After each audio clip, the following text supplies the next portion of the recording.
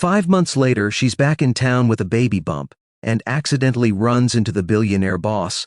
The cobblestones of Prague's old town gleamed golden in the late afternoon sun as Elena Rossi navigated the familiar streets she'd sworn never to walk again. 5 months had changed everything. Her body, her priorities, the careful walls she'd built around her heart. Her hand rested protectively on the swell beneath her pink-wrapped dress, a gesture that had become instinctive, automatic, grounding. She'd returned only because her grandmother was ill. Family trumped pride, trumped fear, trumped the memory of that last night in Damien Blackwood's penthouse office when she'd realized, with devastating clarity, that to him, she was just another transaction, efficient, useful, ultimately replaceable. The spring air carried the scent of blooming lindens and fresh pastries from the cafe on the corner. Despite everything, Elena felt a reluctant wave of nostalgia. She'd loved this city once, before it became synonymous with the most reckless decision of her life. One night, she reminded herself bitterly. One stupid, impulsive night. She'd been his executive assistant for 2 years, maintaining perfect professionalism even as she slowly, foolishly, fell for a man who treated emotions like bad investments. Damien Blackwood didn't do relationships. He did mergers, acquisitions, and brief, discreet arrangements with women who understood the terms. Elena had understood. She'd watched the parade of models and socialites, never staying longer than a month. She told herself she was different, smarter, immune. Then came the Paris deal, the champagne celebration, the way he'd looked at her across his desk with something almost like vulnerability, and she'd shattered every rule she'd set for herself. The next morning, his cold dismissal had been surgical. "Last night was a mistake. I need you as my assistant, not a complication. We'll pretend it never happened." She'd nodded, dying inside, maintaining her composure until she reached her apartment. 2 weeks later, the positive pregnancy test had confirmed that some mistakes couldn't be erased with willpower alone.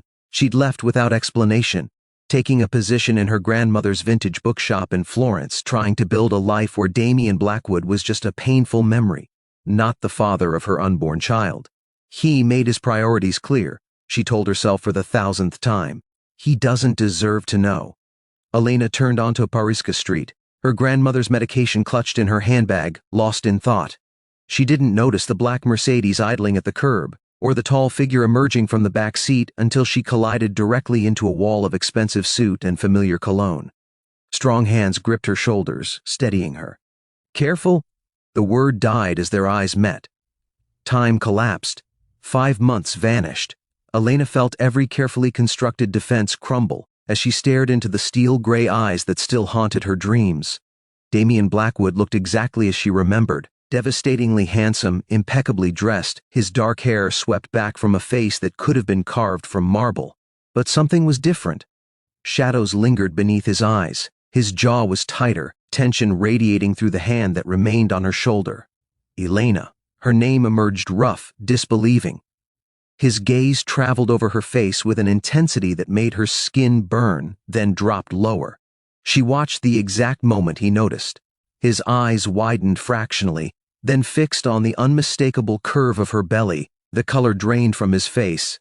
"You're pregnant." It wasn't a question.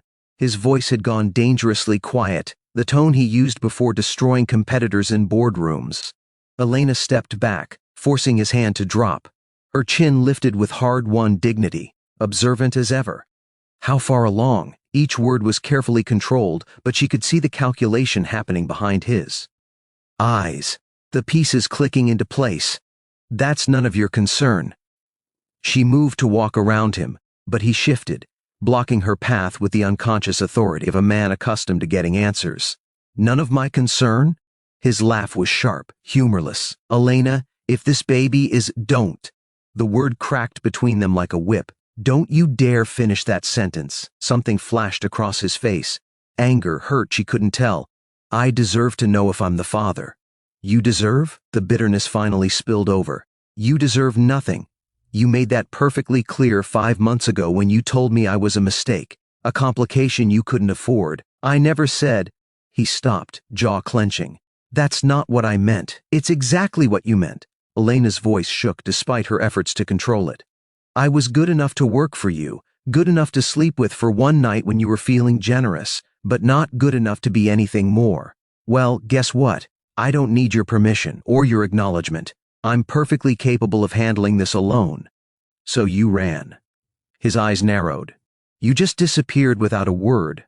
Do you have any idea? He cut himself off again, a muscle jumping in his jaw. I looked for you, Elena, everywhere. The admission stunned her. Why? So you could offer me money to make the problem go away? His face went dangerously still. Is that what you think of me? I don't know what to think of you anymore. The fight drained out of her suddenly, leaving only exhaustion. I need to go. My grandmother is waiting. She stepped around him, and this time he let her pass. But she'd only made it 3 steps before his voice stopped her. I'm staying at the Grand Hotel. Suite 1204. A pause, heavy with unspoken things. Please, Elena, we need to talk about this. She didn't turn around, didn't trust herself to look at him again. There's nothing to discuss. That's my child. The words were quiet but absolute. I won't be shut out. Elena forced herself to keep walking, even as tears blurred her vision. Behind her, she heard the car door slam, the Mercedes pulling away. Only then did she let herself stop, sagging against a lamppost as her legs threatened to give out. Damn him. She'd prepared for every scenario except this one. The raw pain in his voice, the shadows in his eyes that suggested these 5 months hadn't been easy for him either.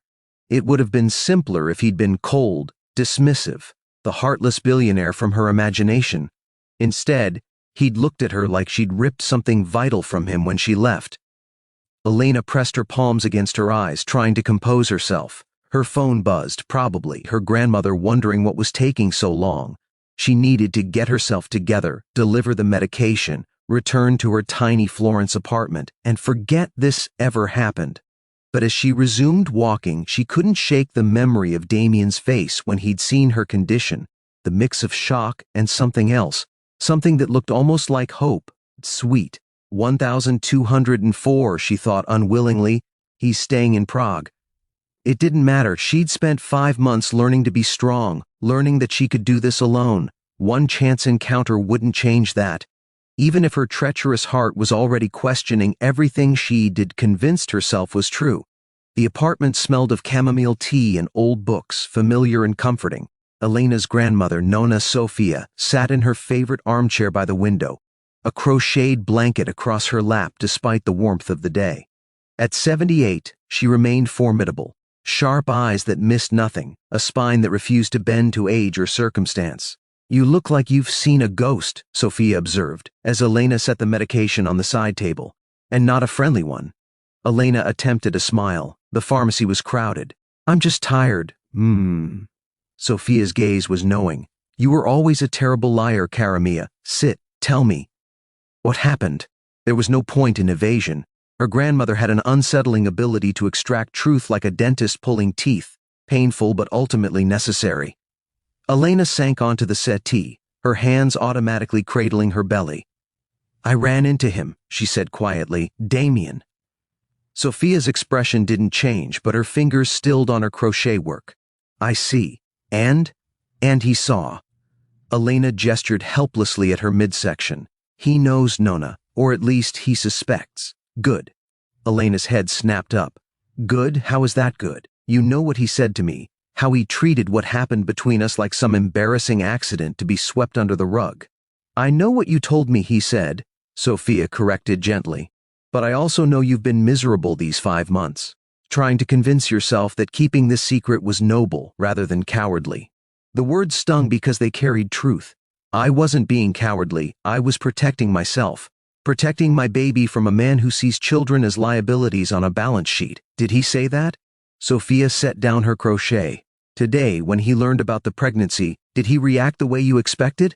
Elena hesitated, remembering. The shock on Damien's face hadn't been disgust or calculation. It had been something raw, more vulnerable. And his voice when he'd said, that's my child. There had been wonder there, and determination, and something that might have been fear. No, she admitted softly, he didn't. Then perhaps, Sophia said, reaching over to pat Elena's hand, it's time you stopped running and had an actual conversation, not for his sake, for yours. And for that little one who deserves to know their father, even if their parents are too stubborn to figure out their own feelings. Elena wanted to argue, to insist her grandmother didn't understand. But the weight of 5 months' worth of secrets and half-truths pressed down on her chest, making it hard to breathe. Suite 1204. The number burned in her mind like a brand, equal parts threat and promise. What if he tries to take the baby, she whispered.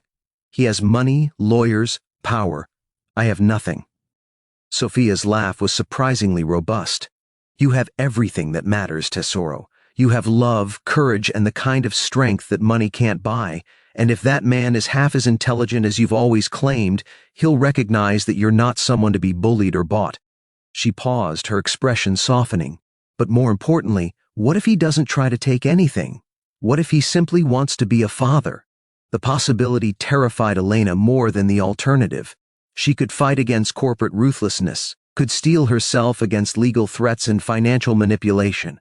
But genuine emotion, real vulnerability from Damian Blackwood, that was the one weapon she had no defense against.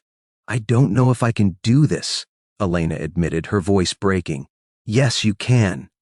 Sophia's tone brooked no argument. You're a Rossi woman. We face our problems head on, even when they come packaged in expensive suits with devastatingly gray eyes. She smiled knowingly. Go to him tonight, Elena. Have the conversation you've been avoiding. And whatever happens, remember that you're not the same frightened girl who ran away 5 months ago. You're a mother now. That changes everything. Elena nodded, not trusting herself to speak. Her grandmother was right, as usual. Running had solved nothing. If Damien was going to be part of their lives, and his reaction today suggested he intended exactly that, then they needed to establish boundaries, expectations, and some kind of understanding, even if the thought of facing him again made her heart race and her hands tremble. She stayed with Sophia through dinner, helping prepare a simple pasta dish while carefully avoiding the topic of Damian Blackwood and his suite at the Grand Hotel.